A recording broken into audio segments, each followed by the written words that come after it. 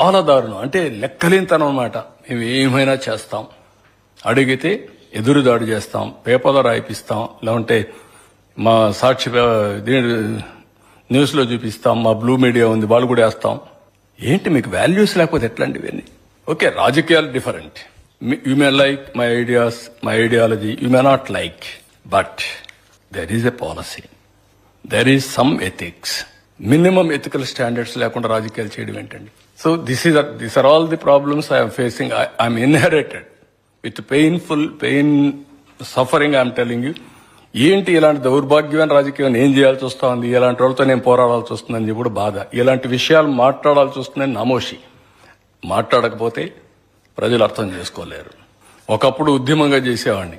నీరు మీరు, జన్మభూమి, శ్రమదానం, ప్రజల వద్దకు పాలన, లేకపోతే ఆకస్మిక తనిఖీలు, ఇవన్నీ నా ప్రోగ్రామ్స్. ఇప్పుడేంటి కామ పార్టీలు, ఏంటి వీళ్ళ గురించి మాట్లాడు. Can you imagine? అసహ్యం అనిపించలేదా వాళ్ళు మాట్లాడే మాటలు? మొన్నటి వరకు బూతులు, ఇప్పుడు బూతులు లేవనుకోండి, ఆ బూతులు మాట్లాడే నోటికి తాళాలు పడ్డాయి. విన్నామా పోనీ 5 ఏళ్లు ఎన్ని బూతులండి, ఎన్ని మాటలండి. ఇప్పుడు ఎవరన్నా మాట్లాడుతున్నావా బూతులు? చేత కదా? మనకు నోరులు లేవా? ఎందుకు మాట్లాడలేదు? Can you won't see that difference? Hell of difference మీకు కనపడలేదా? ఒకప్పుడు బయట పోతే మీరంతా నా ఇంటికాడ వచ్చి కాపలా కాసేవాళ్లే కదా. ఎక్కడ రానిచ్చారండి? విశాఖపట్నం పోతే రానియరు, తిరుపతి పోతే దిగనీయరు, ఇంటికాడ నుంచి బయట రానియరు. Can you imagine? గేటుకు తాళ్లు కడతారు.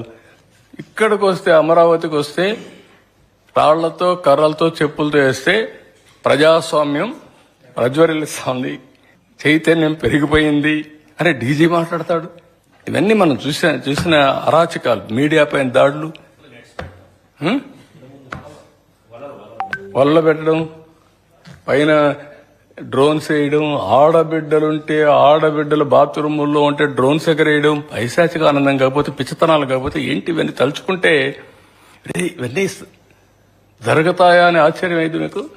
అన్నాయి, కానీ మీరు మర్చిపోతే ఏంటంటే ప్రజలు కూడా మర్చిపోయేదానికి ప్రయత్నం చేస్తారు. కానీ జ్ఞాపకం చేయకపోతే ఈ భూతం అటా ఉంటుంది. ఇప్పుడు మీకు మస్కిటోస్ ఉంటాయి. ఒక సీజన్లో మస్కిటోస్ సైలెంట్ అయిపోతాయి, ఆ సీజన్ వస్తే జుమ్మని వస్తాయి,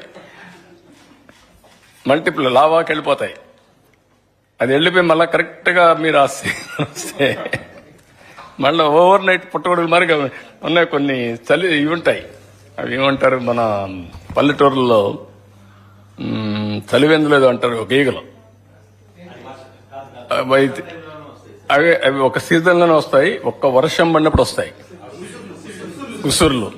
ఆ ఉసుర్లు అట్లా వస్తాయి. అవి కొన్ని రాయలసీమలో అయితే చాలా మంది అవి తీసుకొని తింటారు. బాగా ఉప్పు ఫ్రై చేస్తారు, ఫ్రై చేసి బాగా ఉప్పు అవన్నీ చాలా బాగుంటాయి, టేస్ట్ కూడా చాలా బాగుంటుంది. ఆ విధంగా అట్లా వస్తాయి. కొన్ని దిక్కల్లో పుట్టగొడుగులు వస్తాయి. ఎగ్జాక్ట్ గా ఒక సీజన్ లో ఆ మట్టిలో పుట్టుకొస్తాయి. అంతవరకు మామూలు పుట్టాయి. అట్లా వీళ్ళు